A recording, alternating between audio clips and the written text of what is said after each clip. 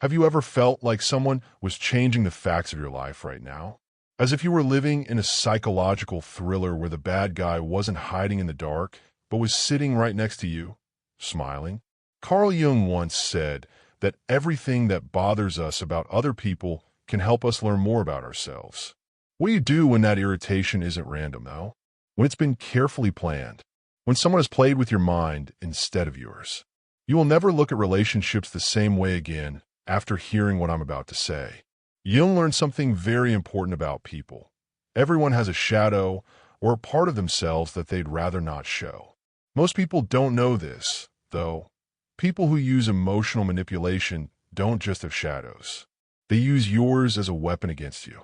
There's more than one way to stop them, and you'll know how they do it by the end of this episode. Think about this. During conversation, all of a sudden you feel like you need to say sorry for something you're not even sure you did. When you leave, you're tired, confused, and start to doubt your own memory. Sense a pattern? The scary truth is that this isn't an accident. Carl Jung once said, "To fully accept yourself is the scariest thing that can happen." Emotional manipulators take advantage of this fear. These people know that most people would rather doubt themselves than face the uncomfortable truth. Someone they trust is messing with their mind. Jung's research on the collective unconscious says that we are all wired with the same archetypal patterns, like the need to belong, the fear of being left alone, and the desire to be understood. What if I told you that manipulators look at these patterns the same way that predators look at their prey? They don't need to have a degree in psychology. They just know intuitively what Jung found, which is that the human mind has predictable weaknesses that they take advantage of. But this is where things really start to bother me. Jung found that we often project our shadow, which is made up of our repressed thoughts and feelings, onto other people. It's a natural way for our minds to protect ourselves. But manipulators figure out how to do this backwards. How it works. They use manipulation to make you think you're the one who is unreasonable, dramatic, or too sensitive. It's like psychological judo, where you use your own thoughts against yourself. As Jung put it, projection is one of the most common psychic phenomena. Everything we don't know about ourselves we find in our neighbor. What happens, though, when your neighbor plants seeds in your mind on purpose? The manipulator turns into a mirror that shows you a skewed image of yourself, one that is always wrong, overreacting, and the issue. You start to believe it's true because this shadow version feels like the real one. But wait, things get worse. Jung taught us about the persona, which is like a mask that we put on to get along with other people. It's not fake. It changes over time. Traitors don't just wear masks, though. They make you wear theirs too. Jung would call this a false persona, a version of yourself that only exists to make them happy, avoid conflict, and keep the peace. And this is the sneaky part. This fake persona makes you feel like you're growing. You seem to be growing wiser, more patient, and more understanding. Don't change, though. You're going away.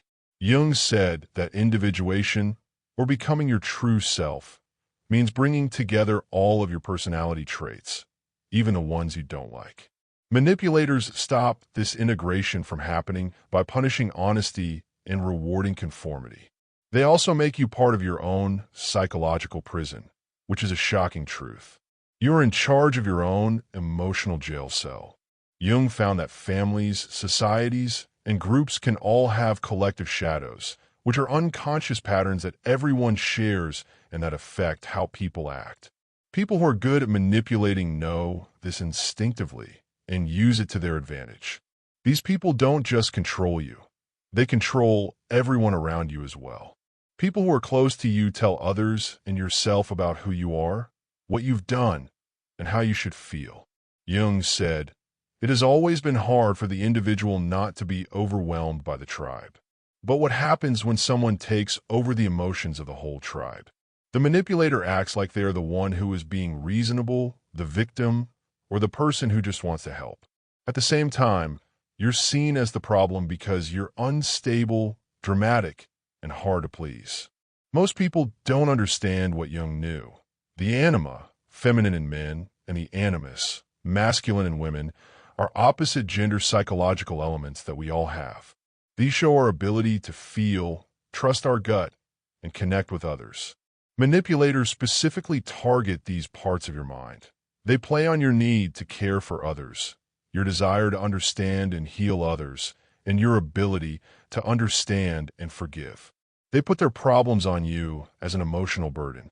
It helps you see things more clearly when you look into your heart. As Jung said, who looks outside of dreams? Anyone who looks inside wakes up. But manipulators make sure you always look at them, at their wants, their pain, and their skewed view of reality. They make you focus on getting to know them that you forget to get to know yourself. You're stuck because of psychological trap.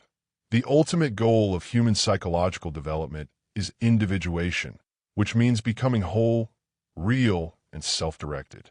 Emotional manipulators, on the other hand, can't let this happen. Why? Because it is impossible to control a person who has their own identity.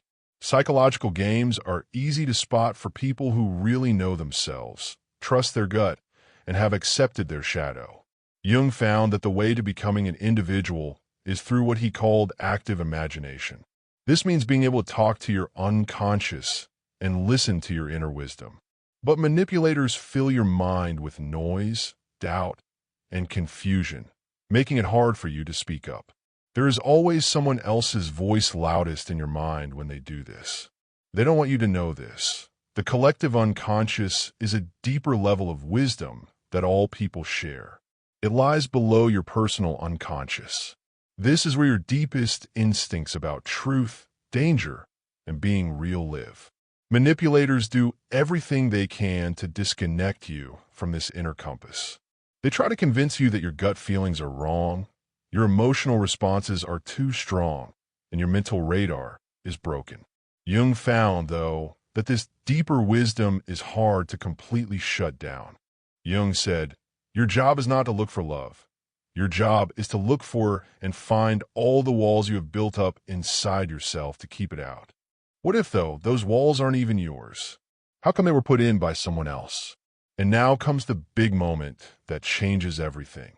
Jung found that to be truly mentally healthy, we have to accept and acknowledge the parts of ourselves that we'd rather not show. That being said, there is a paradox. Noticing manipulation is itself shadow work. It forces you to face painful truths, like the fact that someone betrayed your trust. You let yourself be weakened, and you help yourself fall apart. As Jung put it, becoming enlightened is not about imagining figures of light. It is about becoming aware of the darkness. The darkness isn't just in the manipulator. It's also in you, giving up on yourself to avoid a fight. Realizing this isn't a failure, though, it's a way to freedom. The privilege of a lifetime is being who you are, was Jung's last thought. But after being lied to, you might not remember who that person is. The good news is that Jung found that your core self can't be broken. It can be hidden, changed, or shut down, but it can't be erased. It's always trying to lead you back to being real. To start the journey back to yourself, do the following. Active imagination means having a conversation with your inner voice. Ask yourself, what do I really think about this? How do I feel when I take away their meaning? Take back your shadow by recognizing the parts of yourself that the manipulator made you hide, like your anger, your boundaries, and your right to disagree. These aren't flaws. They're important parts of who you are. Jung found that we all have access to universal patterns, like the urge to protect yourself, find the truth, and demand respect. There are no flaws in these. They are necessary. And this is the most useful thing Jung ever found: psychological sovereignty. This is the state where your experience becomes the most important thing in the world. Is the worst thing that can happen to a manipulator. Individualized people don't need approval from other people. They trust their own gut feelings and their own truth. Jung said, "Everything that bothers us about other people can help us understand ourselves. But a person who is fully themselves adds, and everything that tries to control us can help us understand our power." You don't just heal yourself when you get over being manipulated. You also help what Jung called collective healing. People who refuse to be manipulated make it harder for manipulation to happen in our families, communities, and the world as a whole. Other people can follow your lead and return to being authentic. What myth am I living? Was the last question Jung asked. It's up to you to pick a new myth where you are the hero of your own story and not just a supporting character in someone else's. Getting away from manipulation is more than just ending bad relationships. You have to start a sacred relationship with yourself and honor your core essence, the part that can't be changed in any way. And here's the beautiful truth Jung found. Once you've taken back control, accepted your shadow, and trusted your inner wisdom, it's almost impossible to manipulate you again. Not by putting up walls, but because you're so rooted in who you really are that attempts to change your reality just bounce off of you. Jung called this an individuated soul, which means that you know who you are, trust your feelings, and won't give up on yourself for anyone else. Jung's last thought was that the hardest and most important thing to do is to return to oneself. But it's also the freeing. As soon as you know your whole self, dark and light, wounds and wisdom, you can't be moved. Not because nothing can hurt you, but because you believe you can handle anything. Don't forget that other people are not who you say you are. You're not your trauma, your confusion, or the things you did in the past to fit in. You are a sovereign being who has access to the knowledge of all beings, is strong, and has the unwavering right to be yourself. That, my friend, is the truth that no one can ever take away from you. The music builds and drops because, as Jung found, being who you are isn't the only thing that makes life worth living. Keep in mind that you've always had the choice of who that is. Thank you so much for following me on this journey. If you learned something from today's talk, please subscribe to the channel and share this video with someone who could also use it.